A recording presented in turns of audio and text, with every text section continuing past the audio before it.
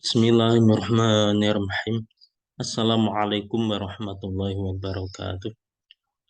La hadratina bil Mustafa Muhammadin sallallahu alaihi wasallam wa ala alihi wa azwajihi wa dzurriyyatihi wa sholli wa quri wa libatin ikram. Susun Bayi Abdul Fatah Jalalin. Lamul Fatihah. A'udzu billahi minasyaitonir rajim. Bismillahirrahmanirrahim. Alhamdulillahi rabbil alamin arrahmanir rahim maliki yaumiddin. Iyyaka na'budu wa iyyaka nasta'in ihdinas siratal mustaqim siratal ladzina an'amta 'alaihim ghairil maghdubi 'alaihim waladdallin. Baiklah, saudara-saudara mahasiswa Sekolah Tinggi Agama Islam Miftahullah yang saya hormati.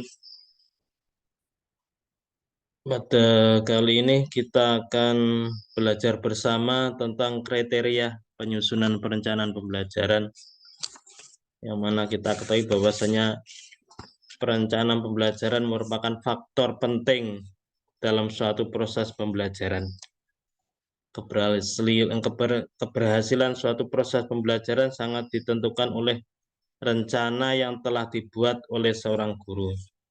Oleh karena itu, komponen-komponen dalam perencanaan pembelajaran harus disusun atau dikembangkan secara sistematik dan sistemik. Dalam membuat perencanaan pembelajaran, seorang guru harus berorientasi pada kurikulum yang sedang berlaku. Adapun tujuan pembelajaran kali ini yang pertama yaitu untuk mengetahui pengertian perencanaan pembelajaran. Yang kedua, untuk mengetahui fungsi perencanaan pembelajaran. Yang ketiga, untuk mengetahui manfaat perencanaan pembelajaran.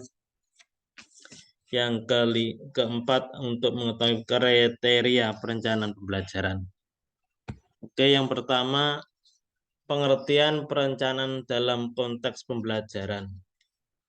Perencanaan dapat diartikan sebagai proses penyusunan materi pelajaran, penggunaan media, pendekatan dan metode, serta penilaian dalam suatu alokasi waktu yang akan dilaksanakan pada masa tertentu untuk mencapai tujuan yang telah ditentukan.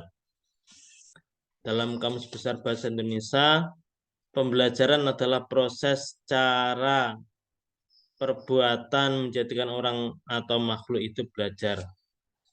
Masih dalam sumber yang sama, pengajaran adalah proses cara perbuatan mengajar dan mengajarkan. Selanjutnya, pengertian perencanaan pembelajaran. Perencanaan pembelajaran adalah apa yang akan dikerjakan guru dan siswa di dalam kelas dan di luar kelas. Itu menurut Reiser. Dan menurut Sujana, perencanaan pembelajaran adalah memproyeksikan tindakan apa yang akan dilaksanakan dalam suatu pembelajaran. Selanjutnya, fungsi perencanaan pembelajaran. Yang pertama adalah fungsi kreatif.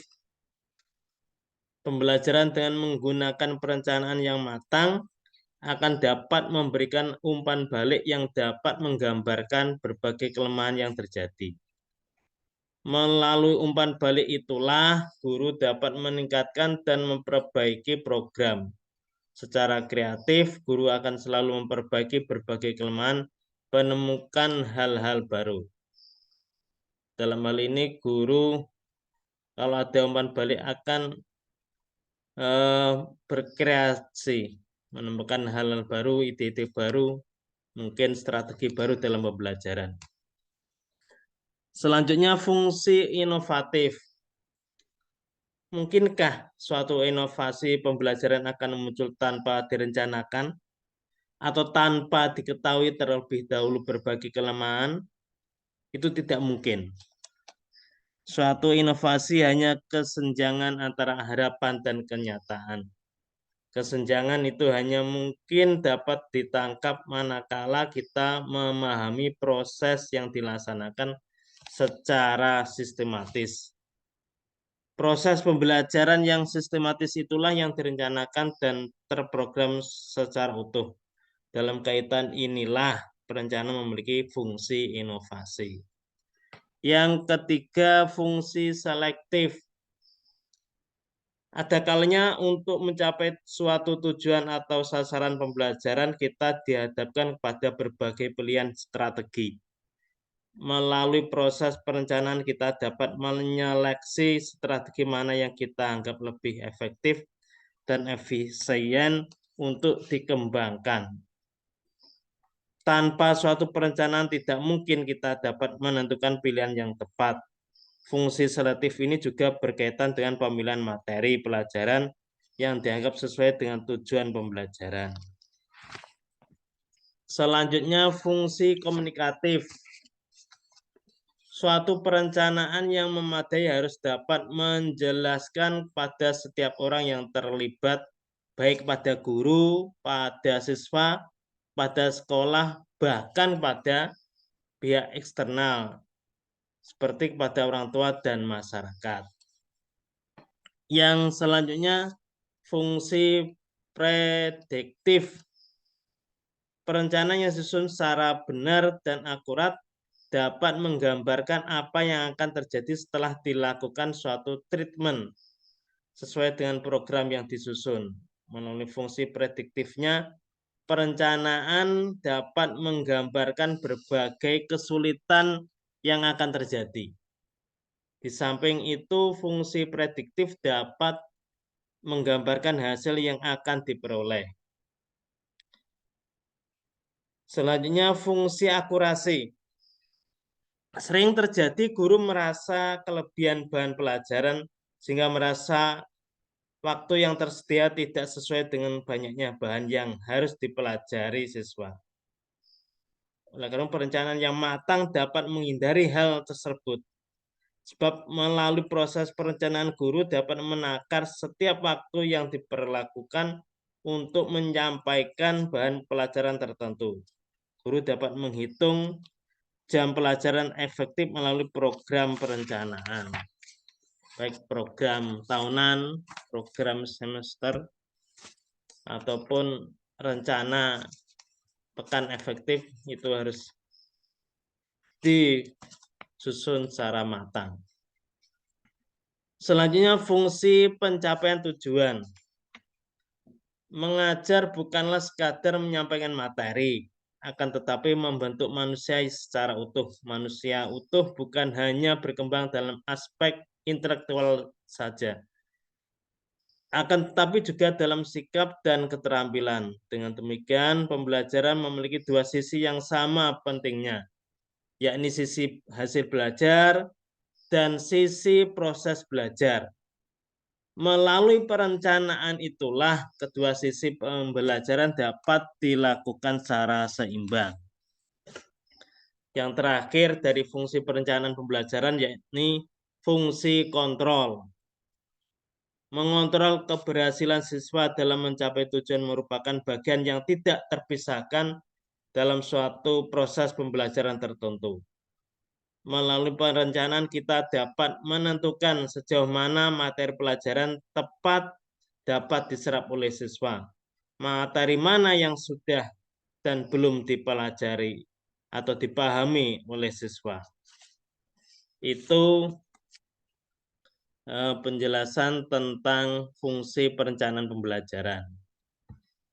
Selanjutnya kita akan membahas bersama tentang kriteria penyusunan perencanaan pembelajaran. Perencanaan pembelajaran dibuat bukan hanya sebagai pelengkap administrasi, namun disusun sebagai bagian integral dari proses pekerjaan profesional, sehingga berfungsi sebagai pedoman dalam pelaksanaan pembelajaran.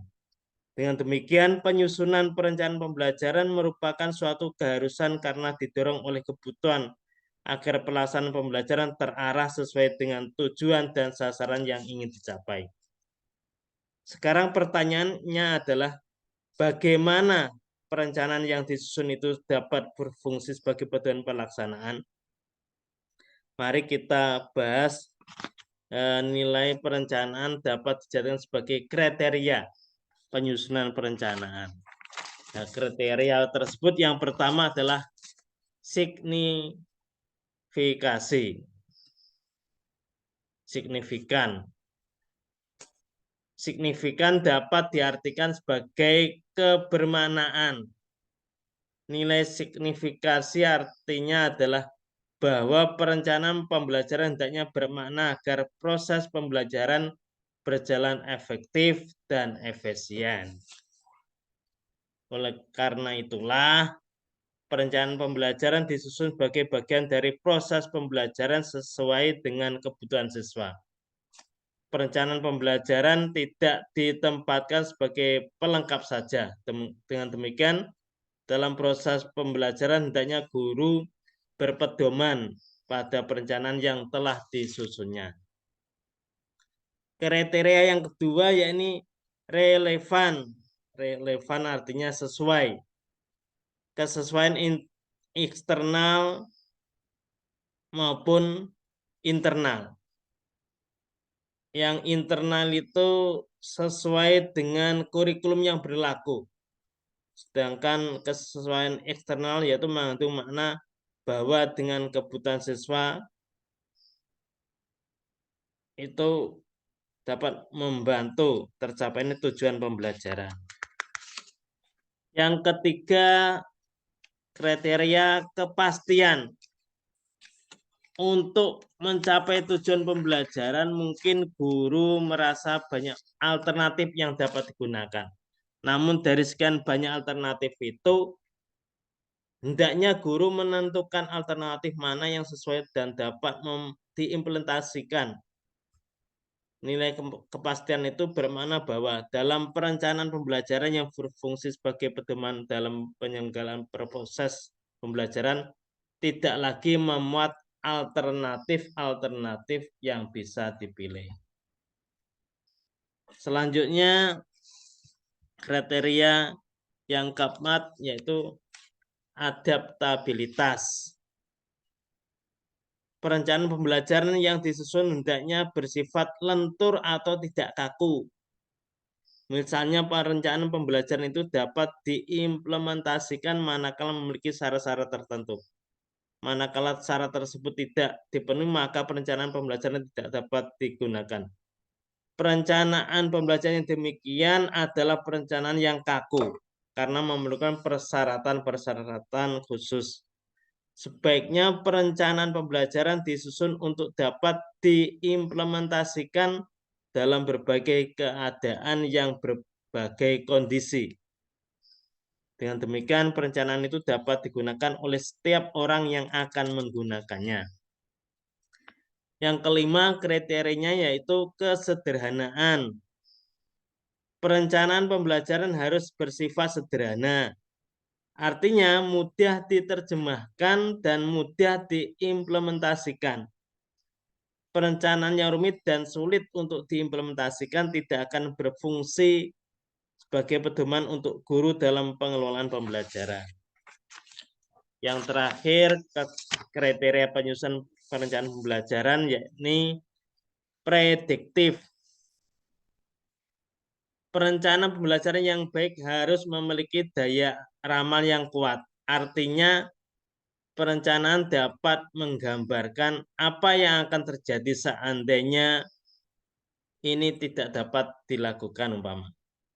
Daya ramal ini sangat penting untuk mengantisipasi berbagai kemungkinan yang akan terjadi. Dengan demikian akan mudah bagi guru untuk mengantisipasinya. Mungkin itu sedikit yang bisa kami sampaikan. Ini adalah untuk menguatkan apa yang saudara-saudara presentasikan makalahnya dengan kelompoknya. Dari kami cukup sekian. Saya ucapkan terima kasih atas perhatiannya. Kesalahan mohon maaf. Assalamualaikum warahmatullahi wabarakatuh.